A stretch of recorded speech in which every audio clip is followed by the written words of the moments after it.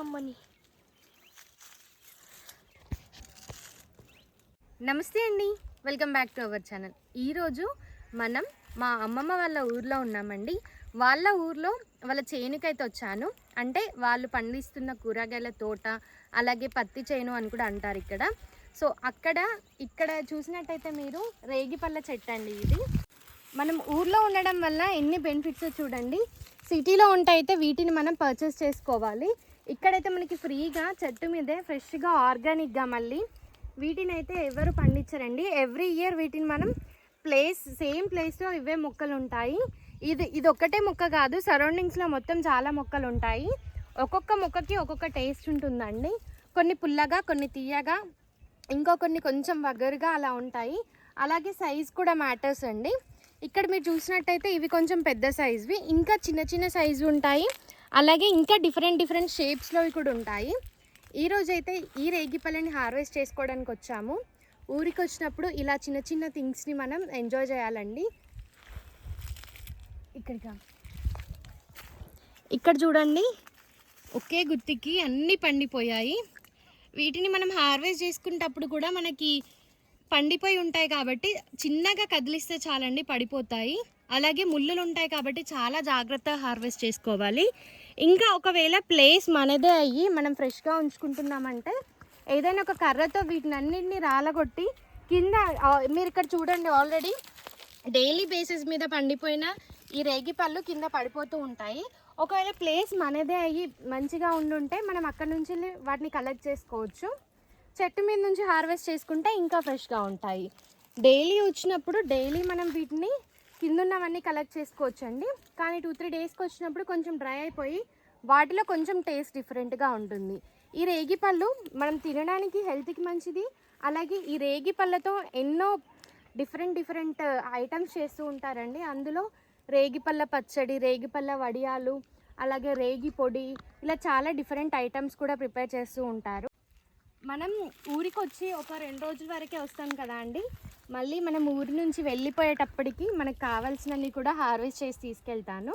మనమే తినడం కాకుండా ఇలా సొంత ఊర్లు లేని వాళ్ళు, లేకపోతే మన చుట్టుపక్కల ఉన్న వాళ్ళకి, ఇలా పల్లెటూరులో వాతావరణం తెలియని వాళ్ళకి ఇస్తే కూడా మంచిగా హ్యాపీగా ఫీల్ అవుతారు. అలాగే చిన్నప్పటి మెమరీస్ని గుర్తు చేసిన వాళ్ళం కూడా అవుతాం. మనం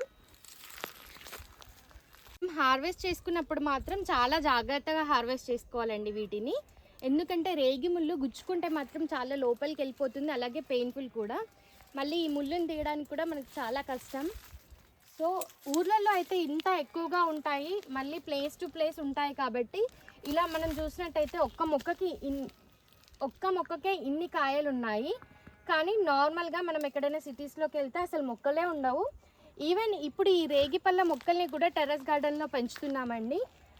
మీరు చూసినట్టయితే ఆల్రెడీ మీరు చూసే ఉంటారు, కొన్ని యూట్యూబర్స్ కూడా గార్డెనింగ్ చేసేవాళ్ళు ఈ రేగిపళ్ళని కూడా వాళ్ళ టెర్రస్ గార్డెన్ మీద పెంచుకుంటున్నారు.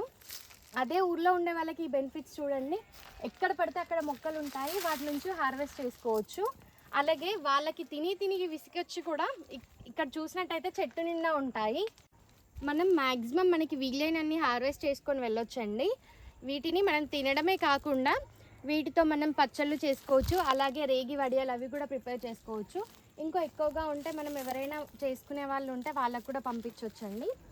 ప్రస్తుతానికైతే తినడానికి హార్వెస్ట్ చేసుకుంటున్నాము. మనమే కాకుండా మన ఫ్యామిలీ మెంబర్స్ కూడా తినవచ్చు వీటిని. సో అందుకోసమనే మ్యాక్సిమం మన ఫ్యామిలీకి సరిపోయాన్ని హార్వెస్ట్ చేస్తున్నాను. చాలా జాగ్రత్తగా హార్వెస్ట్ చేసుకోవాలి. మీరు ఇక్కడ చూసినట్టయితే ఒక్కొక్కటి హార్వెస్ట్ చేస్తున్నాను. నార్మల్గా అన్ని ఫ్రూట్స్లో కంటే ఇది కొంచెం డిఫరెంట్ కాబట్టి మనకి హార్వెస్ట్ చేసుకునేటప్పుడు కొంచెం ఇబ్బందిగా ఉంటుంది. కాబట్టి నేను ఇక్కడ చూపించినట్టుగా చాలా నెమ్మదిగా హార్వెస్ట్ చేస్తున్నాను.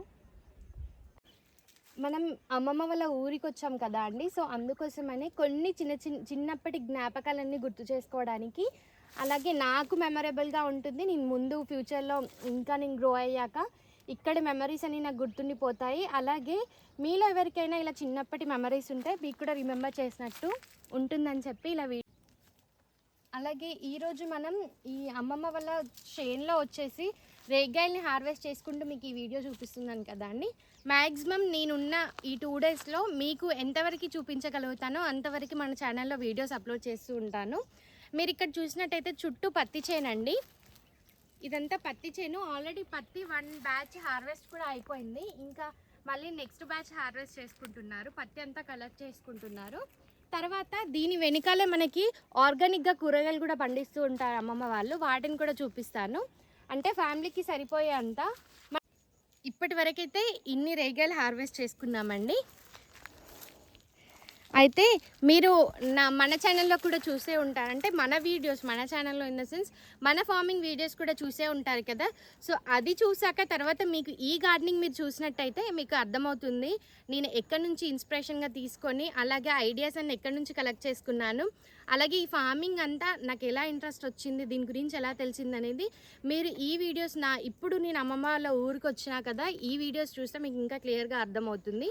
నేను చేసి అలాగే నాకు ఇవన్నీ ఎలా తెలుసు, లైక్ ఇంకేమైనా డౌట్స్ ఉంటే నేను ఎవరి దగ్గర నుంచి కనుక్కుంటాను, ఈ ఫార్మింగ్ అంతా నాకు ఎక్కడి నుంచి ఇంట్రెస్ట్ వచ్చింది అనేది కూడా మీకు ఇప్పుడు ముందు నేను చూపిస్తున్న వీడియోస్లో అర్థమవుతుంది. సో ఇదండి ఈరోజు మన ఈ రేగిపళ్ళ హార్వెస్ట్ వీడియో. ఇంకా ఉన్నాయండి, ఇంకా హార్వెస్ట్ చేసుకుంటున్నాను. ప్రస్తుతానికి ఒక్కదాన్నే ఉన్నా కాబట్టి కొన్ని హార్వెస్ట్ చేశాను. తర్వాత ఫ్యామిలీ మెంబర్స్ అందరం ఇంక్లూడ్ అయిపోయి హార్వెస్ట్ చేసుకొని మన ఊరికి వెళ్తున్నప్పుడు తీసుకెళ్ళొచ్చు. ఎందుకంటే మనకు అక్కడ ఈ రేగిపళ్ళు ఇంత ఆర్గానిక్గా దొరకవు, అలాగే మార్కెట్లో కొనుక్కోవాలి కదా. సో అందుకోసమని ఇక్కడ ఫ్రెష్గా ఆర్గానిక్గా మళ్ళీ హార్వెస్ట్ చేసుకొని వెళ్తాను. సో ఈ వీడియో మీకు నచ్చుతుంది అనుకుంటున్నాను. అలాగే మీలో కొందరికైనా ఈ చిన్నప్పటి జ్ఞాపకాలని గుర్తు చేశాను అనుకుంటున్నాను. ఎందుకంటే చిన్నప్పుడు మనం కూడా ఇలా రేగిపళ్ళు తెంపుకోవడానికి వెళ్ళి చాలా రేగిపళ్ళని అయితే హార్వెస్ట్ చేసుకొని వచ్చేవాళ్ళము. సో మీలో ఎవరికైనా ఆ మెమరీస్ గుర్తుంటే కామెంట్లో మెన్షన్ చేయండి. Thank you for watching.